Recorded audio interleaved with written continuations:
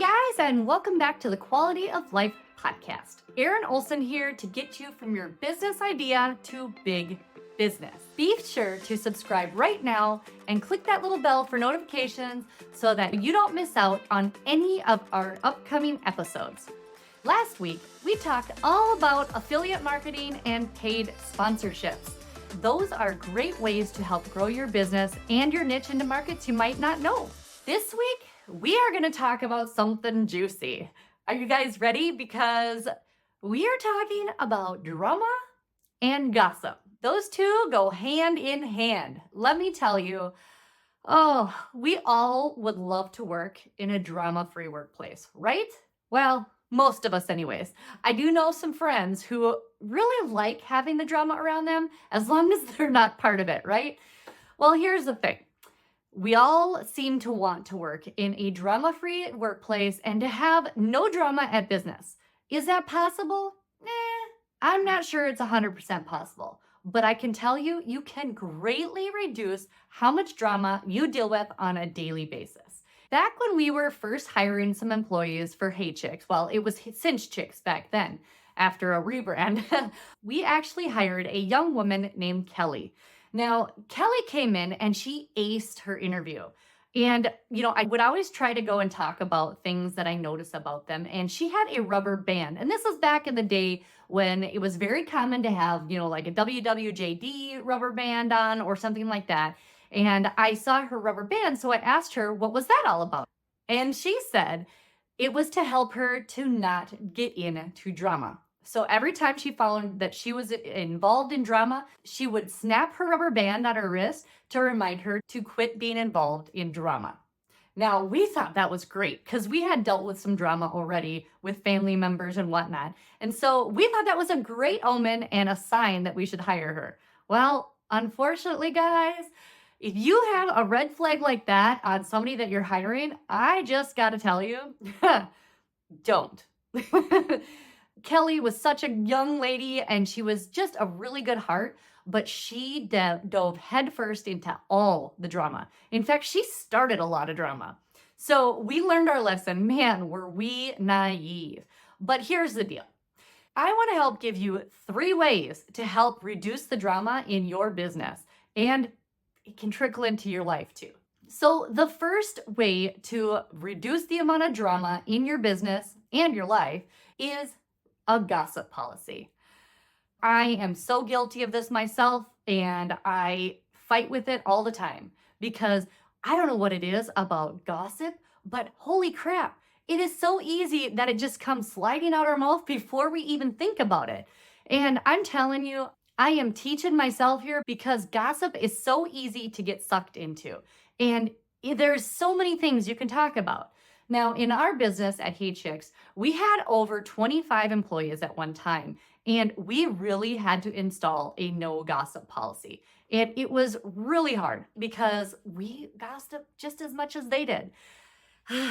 We learned the hard way that you can have a policy, but unless you enforce it, that policy will be completely ignored. So we had to define what gossip was in our business. And at Hey Chicks, and I guess in life in general, we identified gossip as you talking or complaining negatively about anything or anyone that you don't have a solution to or that isn't present for the conversation. Gossip usually only includes lateral discussions or discussions with people who are beneath you in your business. Now, a lateral discussion would be people at the same level. So we had a manufacturing facility and we had a lot of people back there, and anybody talking amongst each other without actually bringing up any positives is considered drama. There is definitely dramatic. Now, if there was drama and it came up in meetings or whatnot, that is an okay way to gossip. It's not considered gossip if you're talking to somebody who can actually do something about it. So how do you enforce that in your business? Well, we made a policy, and basically it was no conversations that are negative amongst your peers or anyone below you if they are not present or if you don't have any solutions. Ideas are always welcomed in business, and you should have that as a policy too. The thing is, you're going to run into problems with people who don't want to tattle or tell on somebody else. And that's a real problem because a lot of people don't want to be known as being the person who tells on other people. So, what we installed in business was that every time that we had a meeting, we started out going around the circle with our highlight and our low light, which a lot of times, if there was some gossip involved, the low light would usually come to the surface and it would be from the person who's actually dealing with the problem. So that was very, very helpful. It also helped bring ideas to the surface and to help us all realize that we are all in the same boat and we all have stuff going on. Another thing that we did was that we had a comment box. When you're dealing with a lot of different personalities, there are times where people just don't want to talk about things. And so having an anonymous comment box where they could put, hey, this is going on, or hey, I need help with this, or whatever in a comment box so that nobody else sees them do it and nobody else knows about it except leadership. It is a great way to really hit head on the problems that may be starting to bubble to the surface in your business. And friends, the worst part about enforcing a policy is actually enforcing it. Yes, we fired people for gossip. Yeah, it was hard. And we did give people a warning first, but they only got one warning. And when you do that, it really sets the tone for what you want as your culture in your business. Now, I will tell you that gossip is the number one killer of good culture in any business because it breeds bad culture. It's just like a yeast that just grows out of control. It just keeps bubbling and bubbling and bubbling, eventually becoming destructive in one way, shape, or form. So you really need to hit this nail right on the head before it becomes a problem. And I'm telling you, as much as it may hurt with production, it may hurt with sales, wherever this person is involved, if you get somebody who is consistently gossiping out of your business, it sets a precedent and a tone for business moving forward. The second way to reduce drama in your business is to really discuss unresolved conflict right away, as soon as you feel it. And let me tell you guys, you will feel it. I cannot tell you how many times I have walked into an office or a warehouse or any type of room where there's people who have drama going on. Conflict has its own energy that is just, it's oppressive. It feels heavy, it feels icky, and there's people who are shifting glances. It's very obvious when you allow yourself to be susceptible to feeling it. Now, in our business, when we could feel that there was unresolved conflict happening between two people, the first thing we did was bring them into the office and talk it out. I know that sounds just painful. And yes, sometimes it was pretty painful if I'm being completely honest. But remember that meme going around a long time ago of the sibling shirt where if a couple brothers were arguing, mom would put them in a big t-shirt and make them hug it out until they loved each other? Basically, this was the same idea, only in a workplace where you probably shouldn't have people hugging each other without really consenting to it, right? So basically, we would come in and we would say, hey, we feel something's going on between you two. Can we just get it all out and try to resolve this? And honestly, sometimes it took a long time, but I will tell you, more times than not, it ended up with people actually becoming better friends. And it makes a real big team because we hit this on as a team. We addressed it right away. We don't really expect people to like each other, but you have to respect each other in business. And the only way you get respect is by being open and honest and not sugarcoating crap. Okay? So bring people in. It's a great way to resolve conflict. And man, it makes such a difference. Plus, if there is a little bit of somebody getting rubbed the wrong way, a lot of times, if they are really averse to conflict, it'll just burn itself out and it'll be a non-issue in a week. But if it seems to be smoldering, definitely bring them in to talk about it. The third way to reduce drama in your business is to not talk smack about other companies, other vendors, other people in business, or anybody. Act professionally. And by being professional, you actually elevate yourself and you become a little more immune to being gossiped about yourself.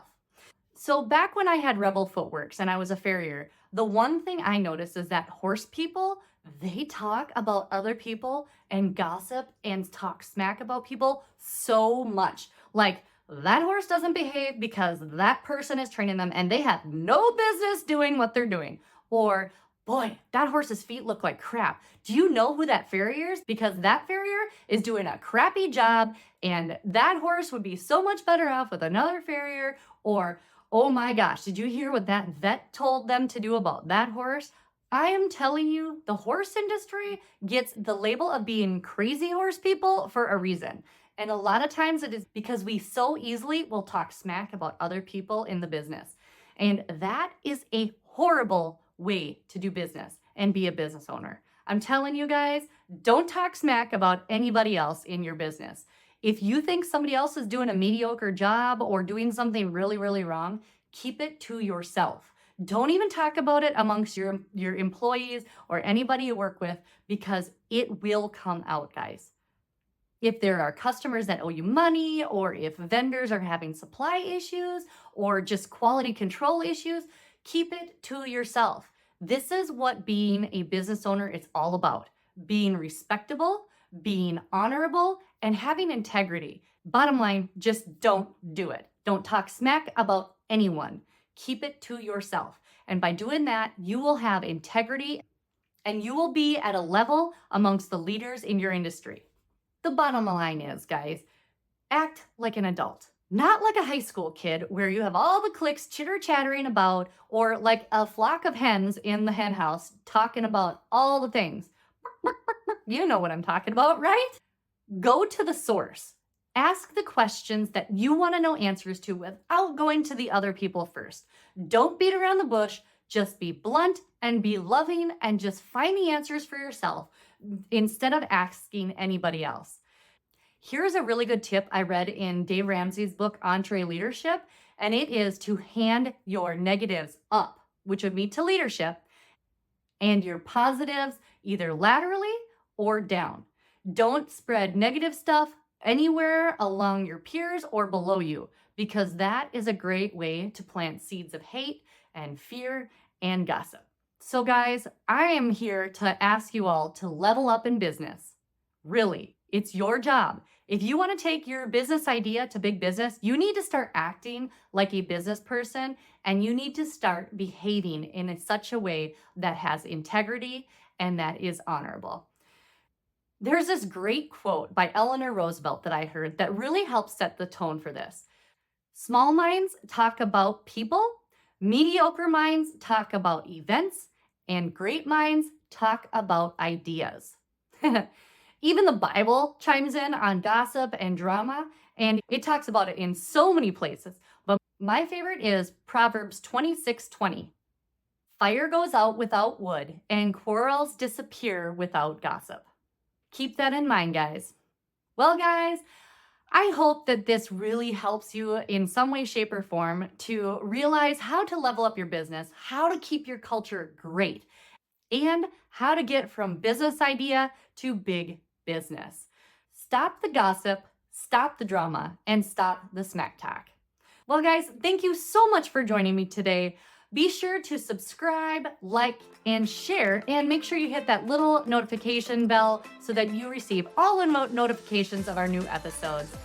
I am so grateful for you guys, and I will see you next week on the Quality of Life podcast. See ya.